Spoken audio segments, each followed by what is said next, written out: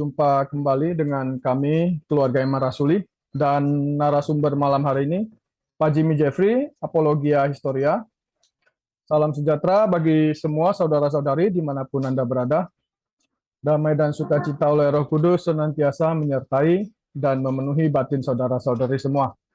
Malam ini kembali bersama Pak Jimmy Jeffrey, kita menggunakan hak jawab kita sebagai pertanggungjawaban iman untuk merespon tuduhan-tuduhan yang ditujukan kepada kekristenan dari Rabi Trofia Singer, Muhammad Ali, dan kawan-kawan. Tema spesifik yang kita kupas dan kita iris kecil-kecil biar jelas, yaitu perbandingan antara Septuaginta dan Masoretic Text mengenai Yesaya 7 ayat 14. Sesi live malam ini ditujukan bukan untuk memulai perdebatan, tetapi menjawab dengan kasih agar para penuduh paham bahwa mereka selalu gagal memahami apa yang kita yakini. Baik, sebelum kita mulai, mari kita satukan hati, kita berdoa. Dalam nama Sang Bapa, Sang Putra, dan Sang Roh Kudus, Allah yang Esa, amin. Bapa Sorgawi yang kami kenal dan kami sembah melalui firman-Mu yang telah nuzul ke dunia demi keselamatan kami, Tuhan kami Yesus Kristus yang melalui kebangkitannya maut dikalahkan dan telah menjadi juru selamat kami, Allah kami yang hidup. Kami bersyukur ya Tuhan atas anugerah-Mu dan pemeliharaan-Mu hingga pada saat ini. Sebentar kami akan memulai sesi kajian kami. Kami satukan hati, kami berdoa untuk Pak Jimmy Jeffrey, kiranya Engkau mengurapi hamba-Mu dan limpahkan hikmat-Mu ya Bapa. Dan melalui kuasa Roh-Mu yang kudus, semua kebenaran firman-Mu dapat tersampaikan dengan baik. Kiranya kajian ini mendapatkan tempat di dalam hati dan batin kami masing-masing. Tuhan Yesus Kristus, anak Allah yang hidup, kasihanilah kami.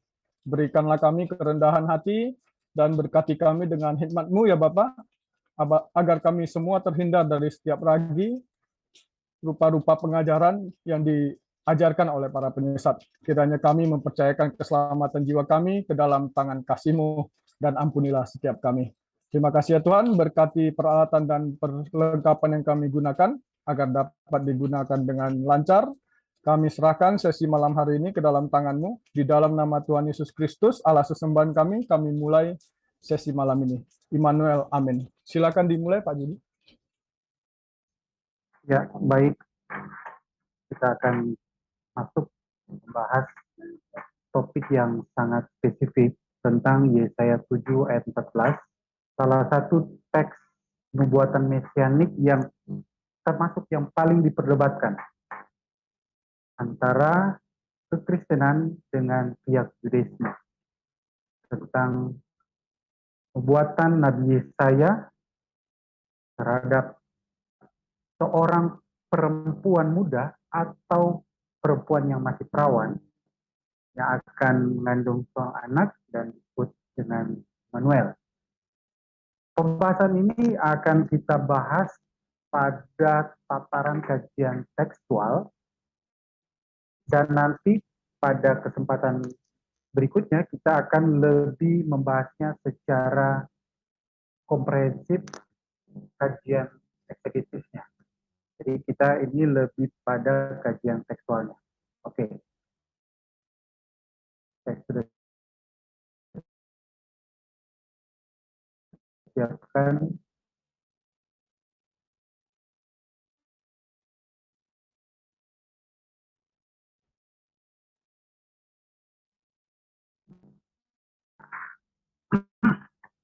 Dengan judul pembahasan Septuaginta versus Masoretic Text. Secara khusus membahas Yesaya 7 ayat 14. Nah, sebagai informasi bagi rekan-rekan yang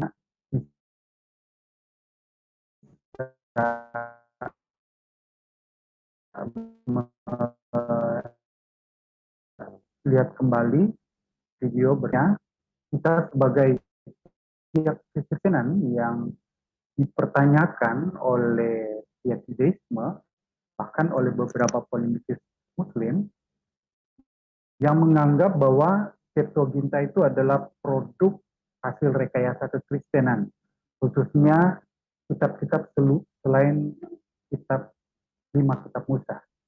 Dan dalam pembahasan minggu lalu kita sudah buktikan bahwa sebenarnya kitab-kitab dalam Septuaginta atau disebut LXX selain Taurat Musa itu sudah eksis sebelum kekristenan lahir. Jadi itu pembahasan kita minggu lalu, dan pada pembahasan ini kita akan lebih fokus detail perbandingannya dengan Masoret Text, khususnya membahas Yesaya 7 ayat 14. Penerjemahan Septuaginta LXX. Karena ada yang Pak memberi Jimmy, respon maaf saya potong sebentar, balik. Pak. Signal Pak Jimmy kurang bagus, sepertinya dimatikan aja videonya biar mungkin rendernya nggak begitu berat. Ya, silakan dilanjutkan, Pak. Maaf ya, saya potong sebentar.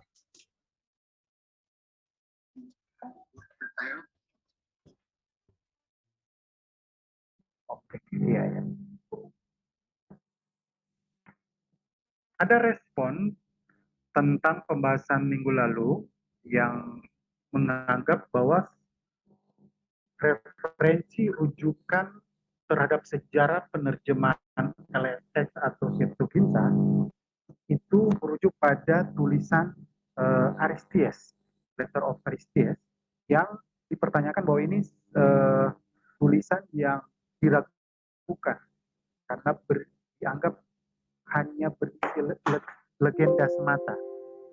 Nah, saya memberi data tambahan bahwa kisah penerjemahan Septuaginta di Alexandria oleh 70 atau 72 rabi itu bukan hanya dalam dokumen Letter of Aristides, tetapi juga disebut oleh Philo, seorang sejarawan Romawi yang dari Alexandria, termasuk Josephus.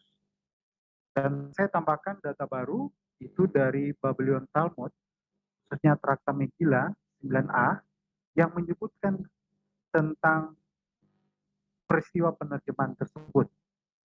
Nah, di sini menyebut tentang Raja Ptolemy atau Ptolemeus yang meminta untuk para rabi, ada 72 rabi, untuk melakukan penerjemahan, dan mereka ditempatkan pada ruangan-ruangan yang terpisah-pisah. Dan dalam catatan lain itu dikisahkan bahwa terjemahan dari masing-masing itu identik.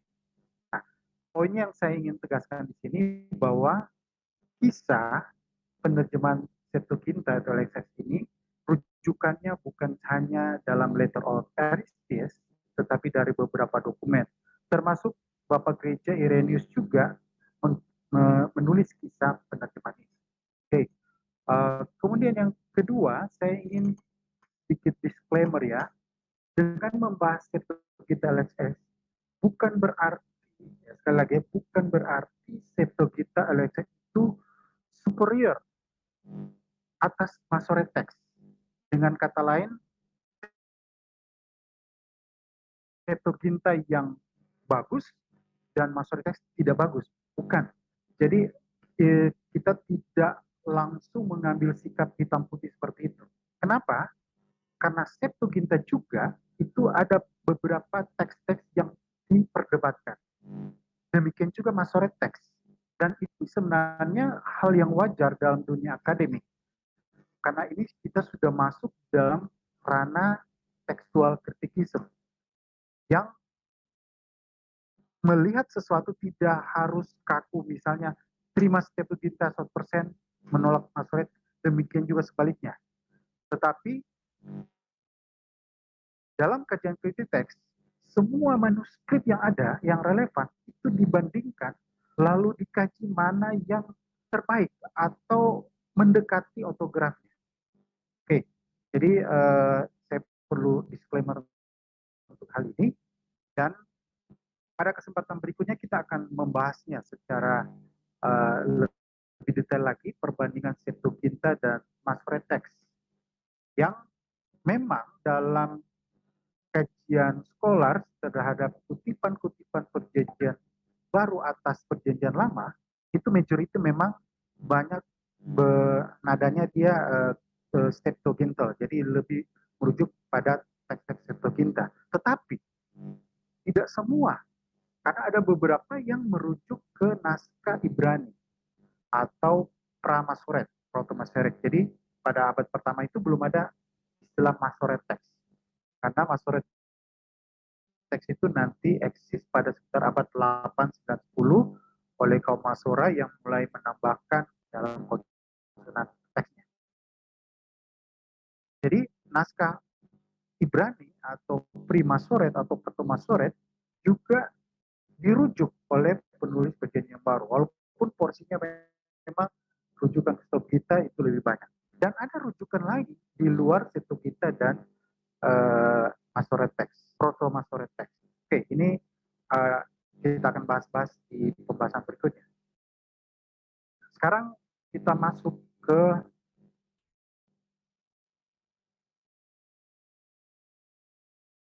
oh iya, saya sedikit lagi tambahan untuk mengulangi poin yang minggu lalu, bahwa Septuaginta itu diakui eksistensinya dan sudah eksis sebelum kekristenan. Bahkan Philo, ini seorang sejarawan Yahudi dari Alexandria, menyebut sebagai penerjemah itu sebagai act of divine inspiration, jadi tindakan inspirasi yang ilahi. Oke, ini tambahan saja. Sekarang kita akan masuk pada pembahasan kita tentang adanya perbedaan antara naskah Septuaginta dan naskah Ibrani.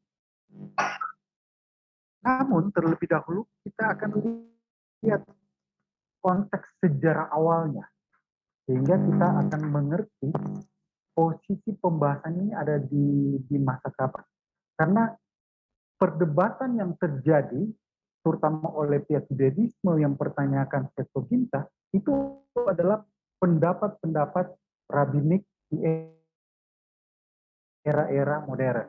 Bahkan dari abad-abad pertengahan yang sudah mempertanyakan Septuaginta. Tetapi pada abad sebelum kekristenan atau setidaknya masih pada abad pertama, itu tidak ada masalah.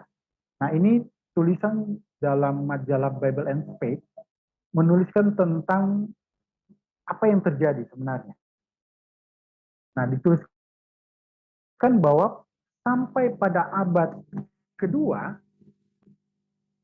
baik orang Yahudi maupun kekristenan tidak ada masalah. Di sini katakan Jews universally regard the Greek translation of the Old Testament as faithful interpretation of the original Hebrew. Jadi mereka menerima sebenarnya seperti Philo dan Josephus.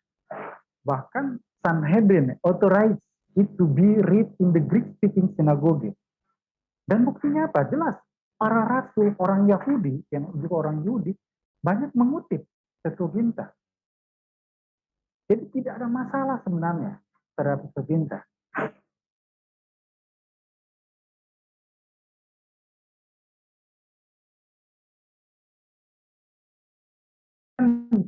Rujukan ke scholar, ini katakan, before the second century of the Christian religion, no trace. Ya. Karena ini slide yang penting, saya sedikit ulangi, bahwa dari catatan Henry B. Smith dalam majalah Bible and Faith, dia jelaskan bahwa pada abad-abad awal atau sebelum abad kedua, orang Yahudi tidak ada masalah dengan Septuaginta. Bahkan tidak ada data yang bisa dilacak adanya kontroversi terhadap perbedaan Septuaginta dan naskah Ibrani pada masa itu. Nah, nanti pada abad kedua, jadi sini what happened in the second century? The Palestinian Jews suddenly, nah ini tiba-tiba. Jadi tiba-tiba mulai ada, bahkan dikatakan merubah terjemahan dari terjemahan Yunani atau Septuaginta dengan mengganti dengan terjemahan baru. Itu ada versi Aquila, Symmachus, dan Theodotion. Nah, disinilah kita akan lihat datanya, bukti-buktinya.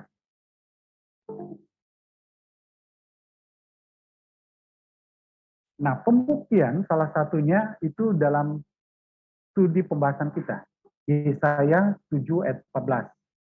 Ada perbedaan dua kata, yaitu kata parthenos dalam Greek yang digunakan untuk menerjemahkan kata alma dalam Hebrew. Nah, ini kata alma memang maknanya umumnya artinya itu adalah young woman atau perempuan muda. Namun ada selalu kaitannya dengan virginitas. Nah, kemudian dalam Septuaginta itu kata itu diterjemahkan menjadi parthenos atau seorang perempuan yang perawan. Nah, inilah yang akhirnya menjadi kontroversi karena pihak Yudaisme menuduh penulis Matius itu merubah kata ini, merubah kata alma yang maknanya umumnya adalah perempuan muda menjadi perempuan yang perawan, dengan menggantinya dengan kata parthenos dalam bahasa Yunani. Jadi ini inti masalah. Nah, tetapi kalau kita melihat data sejarah, justru terjadi hal yang sebenarnya sebaliknya. Karena pihak Yudaisme menuduh kekristenan yang merubahnya. Tetapi data sejarah terawal itu dalam tulisan Justin Martyr, dalam dialog with Trypho, di sini menyebut tentang dialog dia dengan seorang Yahudi bernama Trypho. Nah, Trypho mengatakan begini, the scripture has not, jadi di kitab suci itu tidak ditulis virgin shall conceive, tetapi young woman. Jadi ini kata Trypho. Dan memang Trypho memahaminya Yesaya 7:14 itu rujukannya kepada Hizkia. Nah, tetapi kemudian oleh Justin Martyr itu diberi respon. Nah, ini perhatikan di bagian berikutnya. But you in this matter venture to prefer the exposition which your elder that were with Ptolemy king. Jadi Justin Martyr justru membalikkan kepada Trypho yang menurut Justin Martyr dia tidak menerima apa yang sudah dilakukan para tua-tuanya Yahudi pada masa Raja Ptolemy yang menuliskan, yang menerjemahkannya sebagai perempuan yang perawan. Tapi oleh Trypho diganti jadi young woman. Nah, di sini kalau kita lihat perubahan yang terjadi bukan di Masoret teks sendiri. Jadi nggak ada masalah dengan kata alma. Tetapi di naskah Septuaginta yang Trypho mencoba menggantinya. Bukan young woman, tetapi menggantinya menjadi, bukan perawan yang sebenarnya, tetapi mengganti young woman. Jadi kalau yang bukan perawan atau perempuan itu Neanias. Dari Parthenos menjadi Neanias. Nah, ini kata-kata dari Justin Martyr terhadap Trypho. Kemudian, lebih spesifik lagi oleh Irenaeus. Jadi Irenaeus pada abad kedua bahkan menegaskan, dia katakan ini, but not some elite among those now presuming upon the scripture. As bisa dikatakan, Theodotion the Ephesian has interpreted and Aquila of Pontus, both Jews proselytes. Jadi kedua orang Yahudi ini yang telah merubah teks LXX yang tertulis Parthenos menjadi Nenias atau Young Woman. Jadi perlu kita ketahui, selain LXX, ada versi Yunani lagi, terjemahan dari Hebrew, yang dilakukan oleh orang Yahudi. Di antaranya Theodotian dan Theodotian dan Aquila. Nah, mari kita lihat teksnya sendiri. Nah, ini dalam LXX menyebut Parthenos. Kemudian aparatusnya, nah di sini menyebut Neanias, perempuan muda.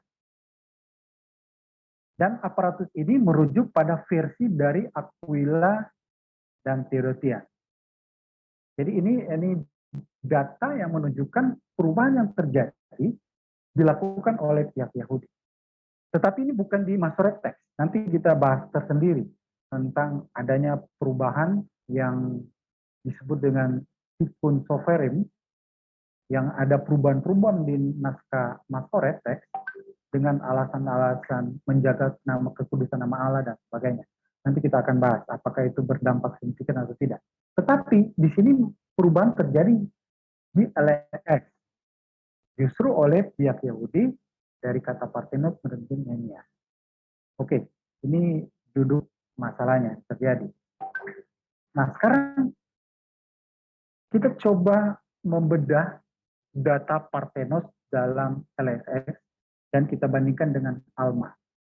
Kalau dianggap bahwa kata Parthenos itu adalah bukan kata original dalam LXX, maka dia akan berdiri sendiri atau tidak ada pembandingnya untuk menerjemahkan kata Alma ke dalam Greek.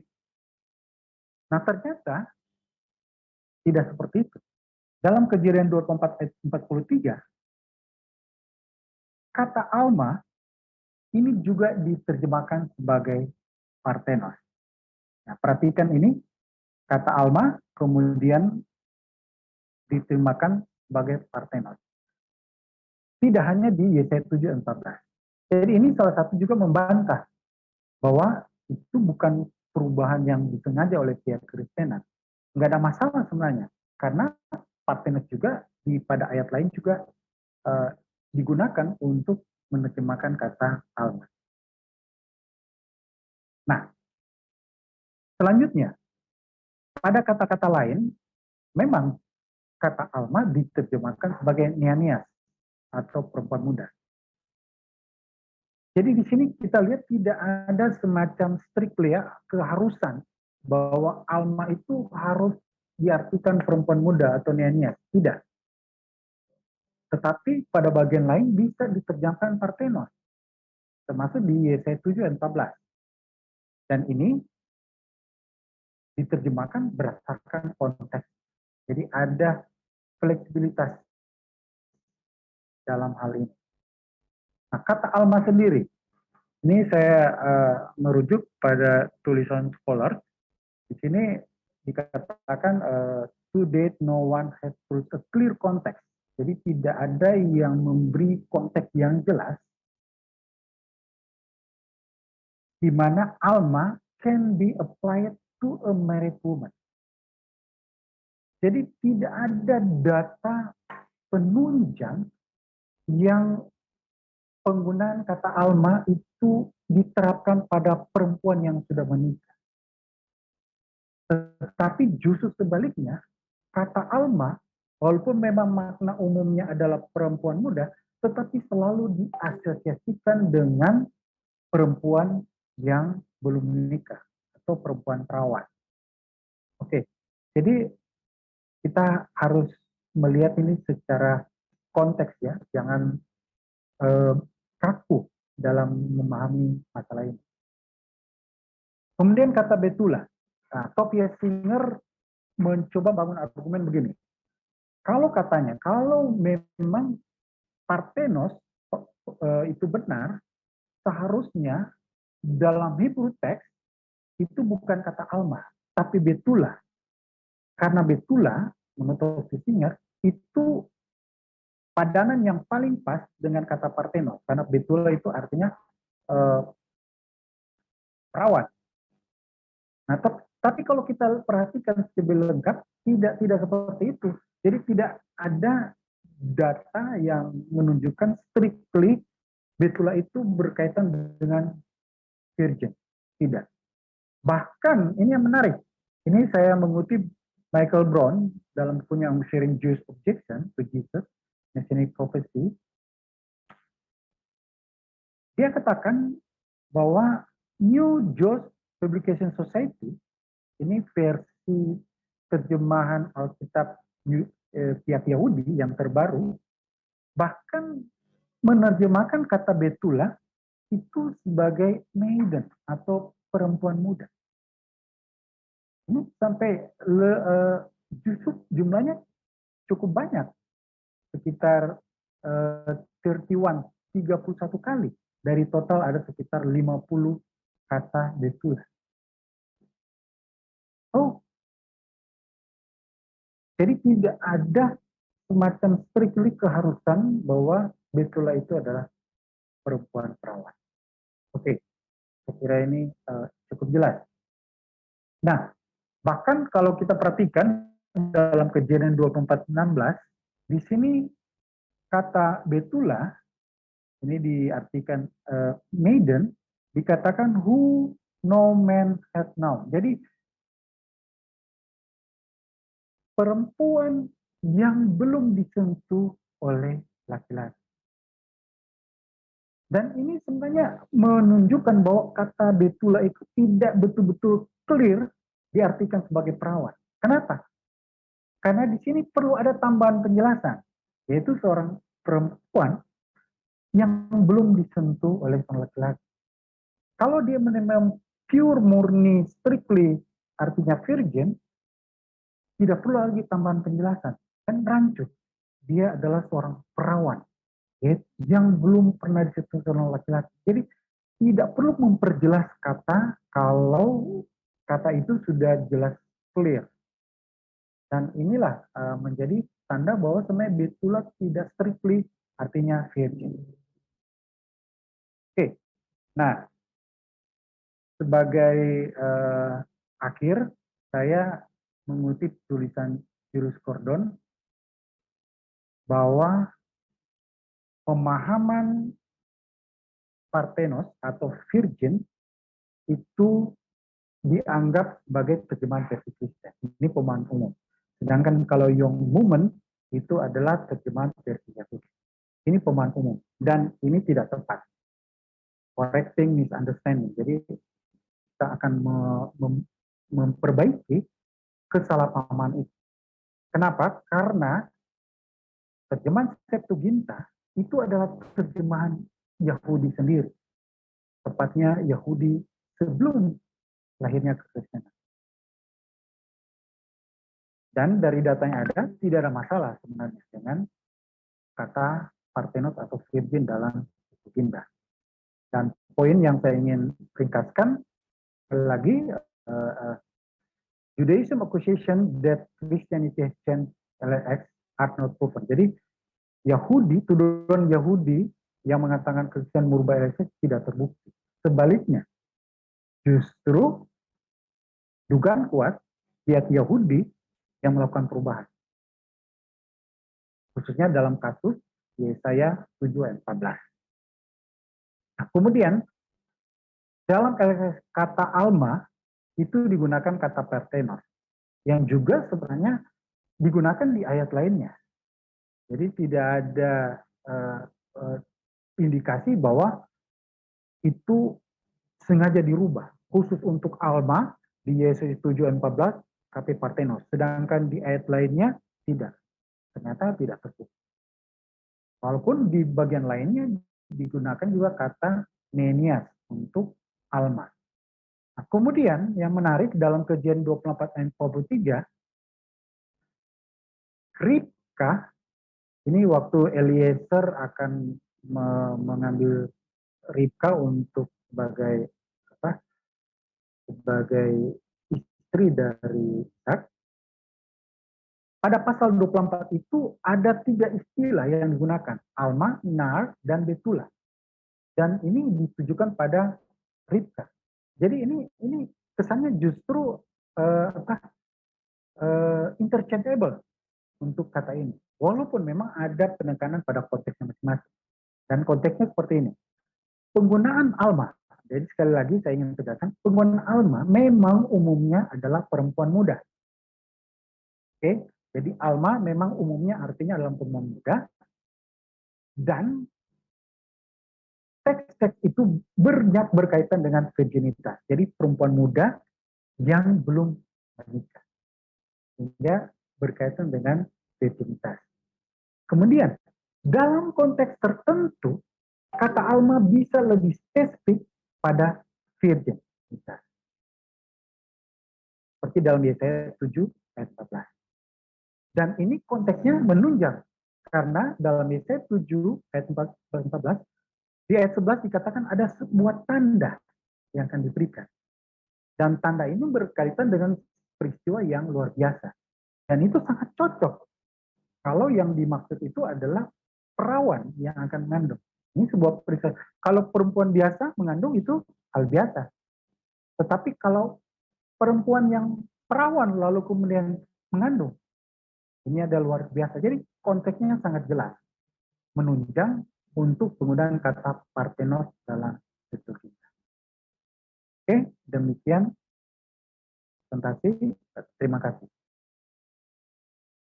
Baik, terima kasih Pak Jimmy Jeffrey.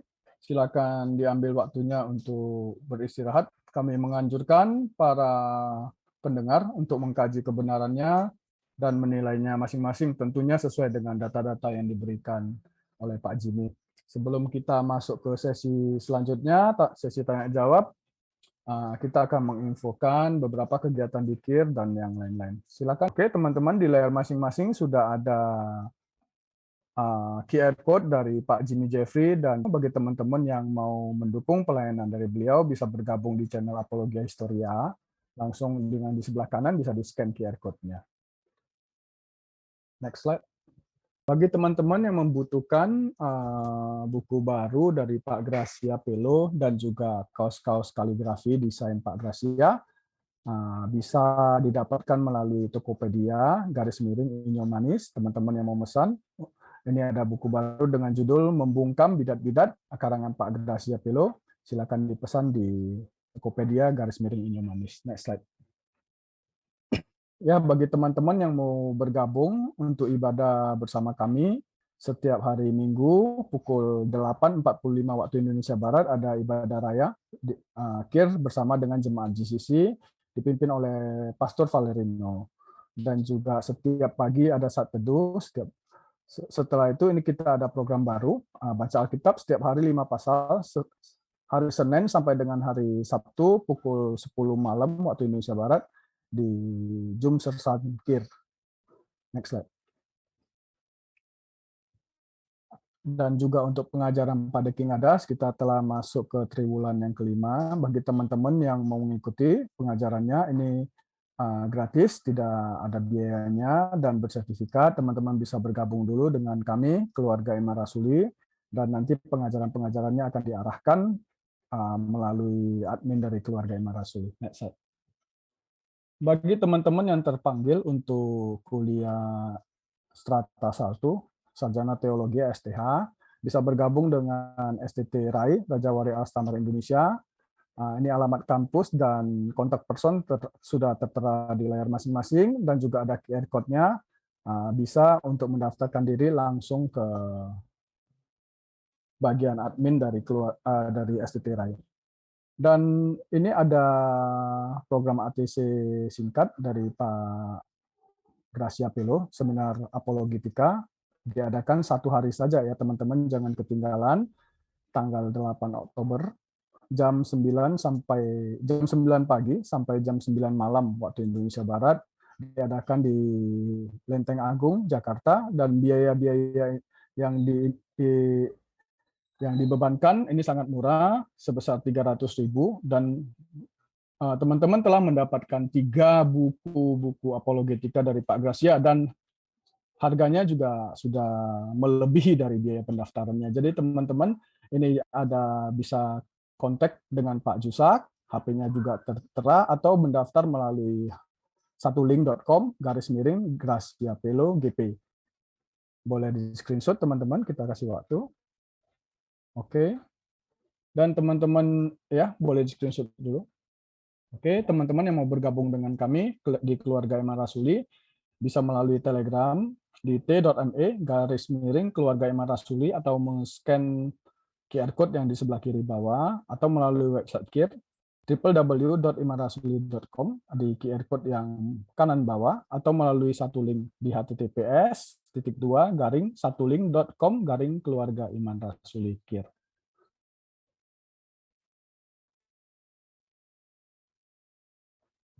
Next. Baik, teman-teman, jangan lupa berkati pelayanan kami dengan jempol dan subscribe-nya BPJS di channel Apologia Historia dan channel Keluarga Iman Rasuli Official. Dan juga program dari sesi kajian akademis ini boleh di-repost ya. Jadi teman-teman boleh ambil bagian untuk menyebarkan kebenaran kepada teman-teman yang membutuhkan. Pesan kami selalu jangan sombong rohani, tetap rendah hati dan jangan berhenti belajar. Oke, Pak Jimmy sudah balik belum? Oke, Pak Jimmy sudah. Saya serahkan ke Saudara Rocky untuk membacakan pertanyaan yang telah masuk. Silakan, Pak Rocky. Oke, terima kasih. Pertanyaan pertama, Pak Jimmy, dari Abdul Masih. Setahu saya, Pak, teks Masoret adalah terjemahan ulang oleh Aaron Ben Moshe Ben Asher selesai pada abad ke-10. Pertanyaannya, apakah Masoretic text sekarang itu teks Ibrani yang diterjemahkan ulang atau memang teks Ibrani yang disalin tanpa perubahan dari teks Ibrani pra-Masoret? Silakan, Pak. Ya, kalau kita melihat sejarah proses kanonisasi dan juga sejarah manuskrip, memang Masoret text itu kita harus melacak pada masa-masa sebelumnya. Kenapa? Karena Elek sendiri, Septuaginta, juga rujukan awalnya pada naskah Ibrani. Nah, oleh scholar disebut sebagai forlage. Jadi forlage itu adalah naskah Ibrani yang menjadi sumber dari semua naskah termasuk Masoret text. Jadi forlage inilah yang jadi rujukan pada LSX termasuk pada Masoret text. Karena kita tahu Masoret text itu nanti ada pada sekitar abad ke-8 sampai abad 10 oleh kaum Mausora menambahkan vokal dan aksennya. Nah, sekarang pertanyaannya apakah Masoret text itu sama dengan forlage atau naskah Ibrani awal? Nah, ini pertanyaan yang kita harus membedanya secara lebih detail. Kenapa? Karena dari beberapa data memang ada perbedaan. Kita bisa katakan perbedaan. Kenapa?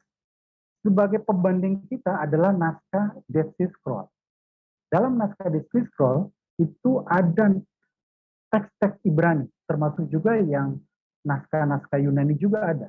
Walaupun majority dia lebih pada naskah-naskah Ibrani pra-Masoret. Yang dalam beberapa hal tertentu ada perbedaan dengan Masoret text. Contoh yang paling sederhana, penggunaan tulisan teks Yod-He-Waf-He.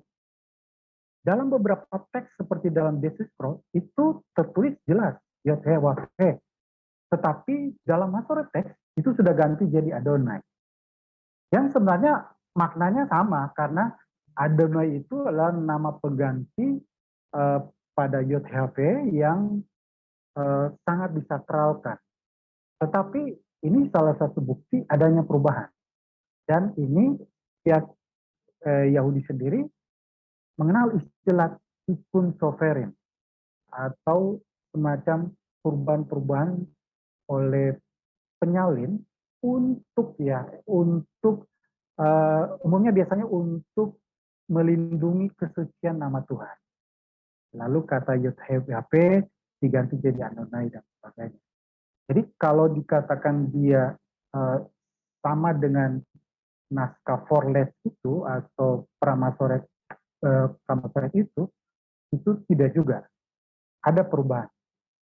Nah, sejauh mana dampaknya terhadap makna ini yang perlu kita tegaskan, karena perubahan ini bagi mereka yang berpikiran polemik, terutama dari polemik Muslim, ini bisa di blow up.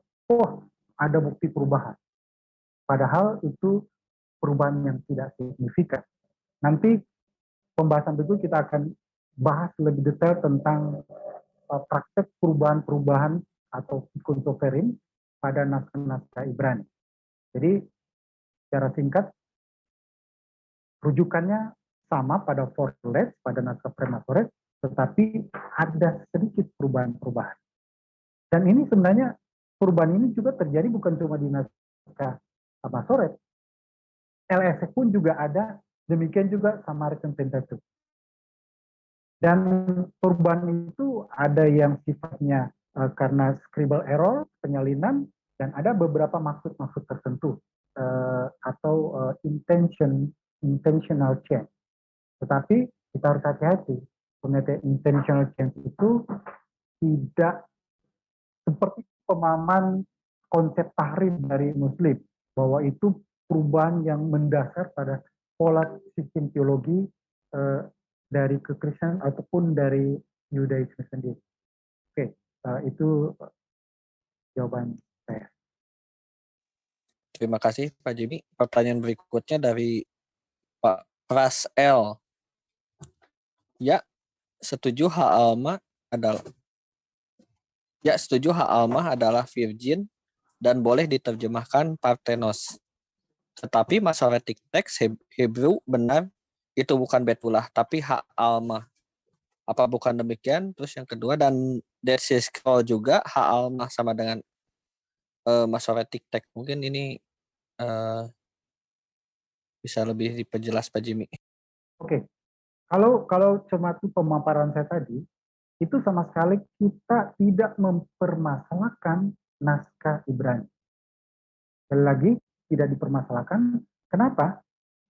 Karena kata ha'alma itu dalam aparatus itu tidak ada masalah dalam naskah Ibrani-nya. Masoretek tidak ada masalah. Jadi ha'alma kita sepakat. Dan dalam Dead Sea Scroll sendiri, dalam gulungan kitab Yesaya yang ditemukan, itu juga menggunakan kata ha'alma. Jadi nggak ada masalah.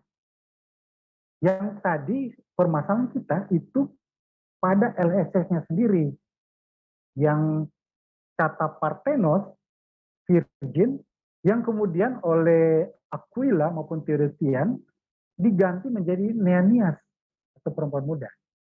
Jadi masalahnya di LSS sendiri. Nah, kemudian Ha'alma itu apakah artinya virgin? Saya kira tidak juga seperti itu. Ha'alma memang umumnya perempuan muda, tetapi dalam konteks tertentu bisa lebih spesifik pada virgin. Oke, jadi saya kira secara umum Ha'alma itu adalah pada pengertian young woman, perempuan muda yang belum menikah berkaitan virginitas. Tetapi dalam konteks tertentu bisa langsung spesifik pada perempuan yang masih perawan. Oke, saya kira kita harus clear tentang hal itu. Terima kasih Pak Jimmy. Pertanyaan berikutnya dari Pak Jim STG. Izin tanya Pak, bagaimana akurasi persamaan antara LXX dengan Dead Sea Scrolls? Terima kasih Pak. Pak, ini pembahasan tersendiri, jadi kita akan agendakan dalam pertemuan berikut. Septuaginta, Masoret Text, Dead Sea Scroll, dan Samaritan Pentateuch. Ini sebuah studi yang sangat menarik. Kenapa? Karena dalam beberapa hal, LSS itu lebih cocok dengan Dead Sea Scroll dibanding Masoret Text. Tetapi ada hal tertentu sebaliknya. Bahkan ada hal tertentu David Scroll sepertinya berbeda dengan LS dan Masoretic Text. Nanti kita akan bahas perbedaan-perbedaan tersebut, termasuk juga dengan Samaritan Pentateuch, karena Samaritan Pentateuch ini yang sering diulang-ulang oleh Menahem Ali yang mengangkat tentang Mount Gerizim. Dan ini saya menganggap dia hanya terlalu fokus pada detail tertentu yang mengabaikan makna secara makronya. Yang intinya tidak ada poin signifikan yang bisa menjustifikasi konsep tahrif. Oke, saya kira nanti kita akan bahas sendiri dan tingkat akurasinya nanti saya akan ungkapkan dalam pertemuan berikut. Tetapi saya ingin tegaskan dulu bahwa naskah Masortex maupun Septuaginta dengan David Scroll itu tingkat akurasinya untuk pengertian secara signifikannya itu sangat tinggi. Sangat tinggi, kalaupun ada perbedaan pada hal-hal yang sangat kecil berkaitan dengan penggunaan kata dan sebagainya, tetapi kalau kita menilainya secara overall, akurasinya tinggi, dan sebenarnya David Scroll itu jadi sebuah bukti kuat yang menjustifikasi bahwa transmisi kitab suci, baik jalur pasca Ibrani maupun Yunani, itu terpelihara dengan baik. Walaupun ada beberapa varian-varian yang tidak merubah makna teologis secara signifikan konsep Kekristenan maupun Yudaisme. Oke, nanti kita akan bahas tersendiri untuk poin-poin tingkat akurasinya. Saya sudah punya beberapa catatan scholar tentang data-data itu. Oke, terima kasih Pak Jimmy. Pertanyaan berikutnya dari Yohanes Damaskus. Apakah naskah teks Ibrani PL non-Masoret dalam huruf Paleo Hebrew dan minimal dalam Ibrani Misnah atau masih eksis Pak Jimmy? Karena mengutip sarjana Yahudi, Louis Capel mengatakan penambahan Nikut dalam teks Masoretik adalah produk Yahudi Tiberias. Silakan Pak. Ya, ini memang aksara Paleo Hebrew itu sudah hampir katakan sudah tidak digunakan lagi, dan karena dia sudah diganti dengan Hebrew yang standar normal, tetapi kita masih temukan dalam beberapa artefak-artefak, dalam beberapa institusi arkeologi untuk naskah-naskah Paleo Hebrew. Tetapi kalau kita melihat sejarahnya, memang dari tulisan awal mulai dari Musa, jadi penulisan Torah oleh Musa ini dijustifikasi juga oleh Josephus, bahkan dalam perjanjian baru juga mengkonfirmasi tentang kepenulisan Musa terhadap Torah. Dan ini saya sudah menuliskan tentang kajian kepenulisan Musa terhadap Torah, menanggapi beberapa argumen dari pihak liberal scholar yang mengangkat teori documentary hypothesis atau DUDP. Nah, ya itu pembahasan tersendiri tentang ini. Tetapi pada masa Esra, jadi kita lihat ke milestone-nya, pada masa Esra terjadi semacam penulisan kembali atau mentransformasi teks-teks sebelumnya dari tulisan-tulisan Torah di era Esra. Dan Esra kita tahu seorang pakar kitab suci dan tertulis dalam kitab Esra. Jadi pada waktu Esra itu mulai ada semacam pembaruan atau mentransformasi tulisan-tulisan yang tadinya Paleo Hebrew ke Hebrew. Walaupun memang terus terang datanya minim tentang hal ini. Jadi kita dari buku-buku sekolah memang melihat dari data internal sendiri. Dan ini memang sudah juga sebelum Esra didahului oleh Samuel. Nanti kemudian dari Esra masuk ke abad-abad ketiga, kedua. Nah, di situ mulai ada semacam pengumpulan kitab-kitab, lalu secara tidak langsung mulai ada kanonisasi, penerimaan, termasuk Josephus yang mendaftar kitab-kitab. Karena dari Torah, Musa, kemudian ditambahkanlah kitab-kitab lainnya sampai pada era Josephus. Walaupun memang di tengah jalan, yaitu kira-kira pada sekitar abad-abad ketiga, kedua Masehi, itu banyak muncul pseudepigrafa. Jadi yang menganggap sebagai kitab-kitab dari Abraham dan sebagainya, tetapi itu tidak diakui oleh pihak Yahudi, terutama juga oleh pihak Protestan. Walaupun memang saudara-saudara kita Katolik dengan Ortodoks dalam hal ini masih menerima tanda kutip sebagai deuterokanon untuk beberapa kitab apokrif dalam Perjanjian Lama. Nah, ini juga kita akan bisa bahas tersendiri. Nah, tetapi intinya ada tahapan-tahapannya. Sehingga proses mulai dari Torah Musa, kemudian ada Samuel, kemudian Esra, walaupun datanya terbatas ya.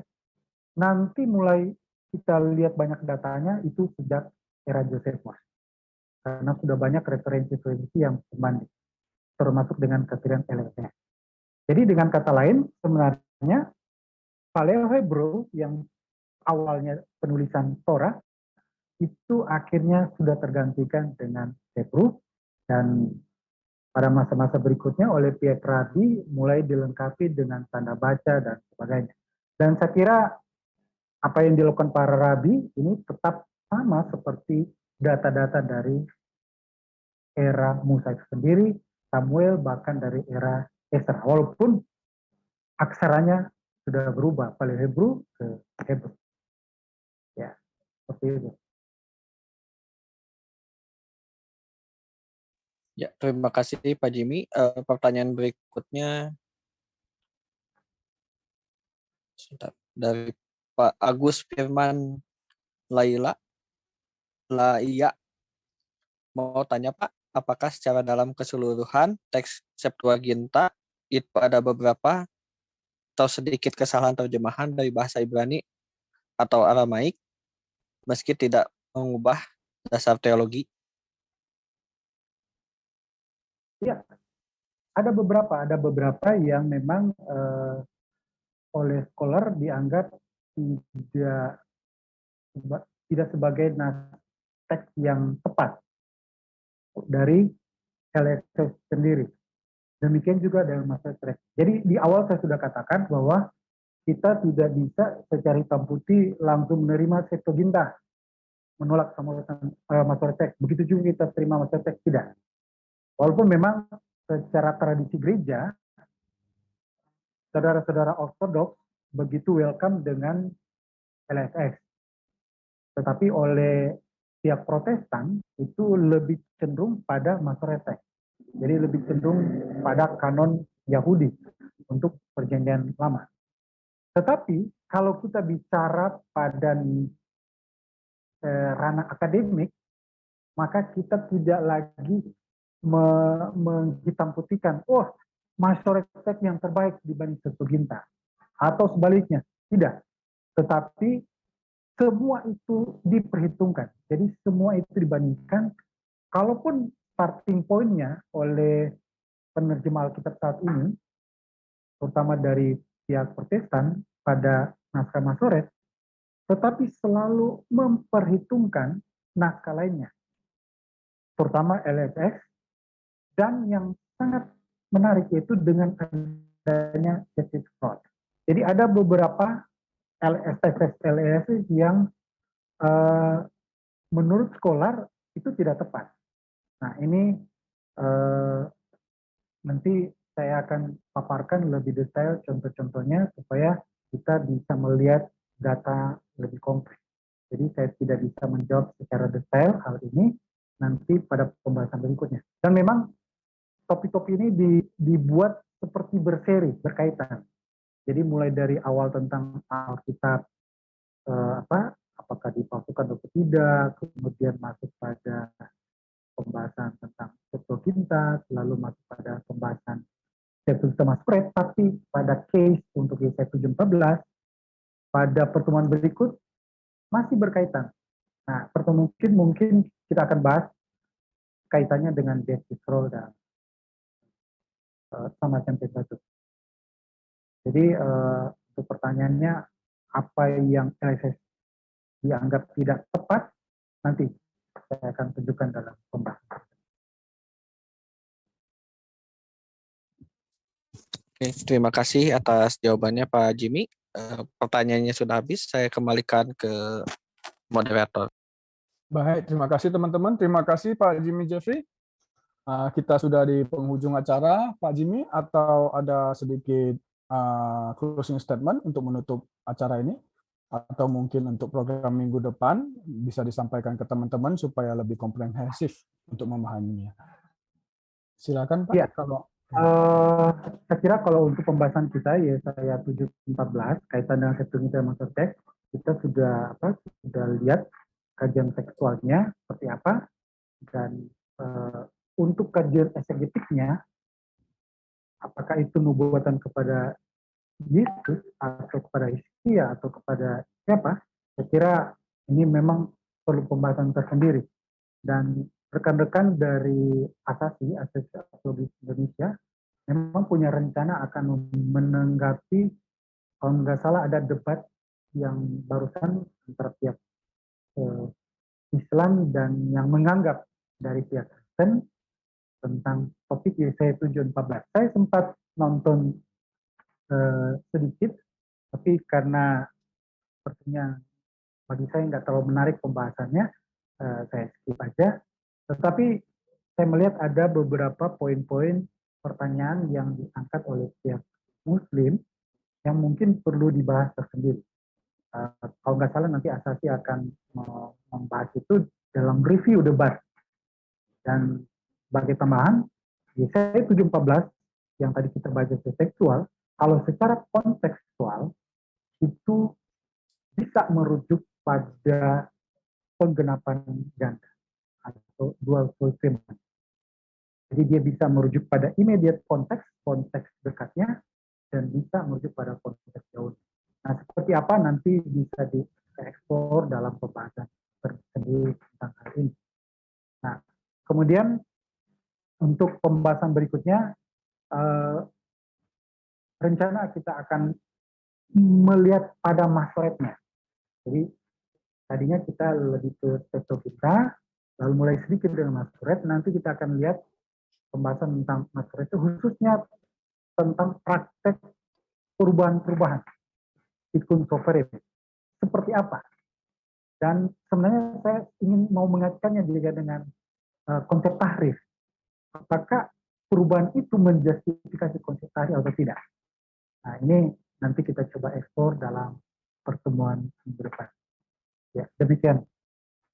baik, terima kasih Pak Jimmy. Teman-teman, kita tunggu pembahasan selanjutnya dari Pak Jimmy Jeffrey yang akan lebih komprehensif antara perbandingan Septuaginta dan Masoretic Text. Oke, sekarang kita tutup acara ini di dalam doa. Kami undang dalam kasih Bu Maya dari WAFM untuk menutupnya dalam doa. Silakan Kak Maya. Terima kasih, mari kita berdoa. Bapa Surgawi, Tuhan yang kami sapa dalam nama Yesus, kami berterima kasih Tuhan, Kau berikan kami kesempatan untuk belajar, menambah pengetahuan kami. Terima kasih Kau berikan kami, Kau kirimkan kepada kami pengajar-pengajar yang luar biasa yang membantu kami, menolong kami untuk lebih mengerti Tuhan tentang kebenaran firman-Mu.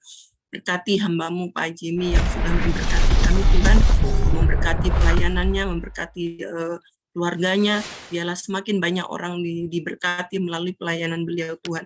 Terima kasih Tuhan, kami alaskan semua doa ini ke dalam nama Yesus Tuhan dan Juru Selamat kami. Amin.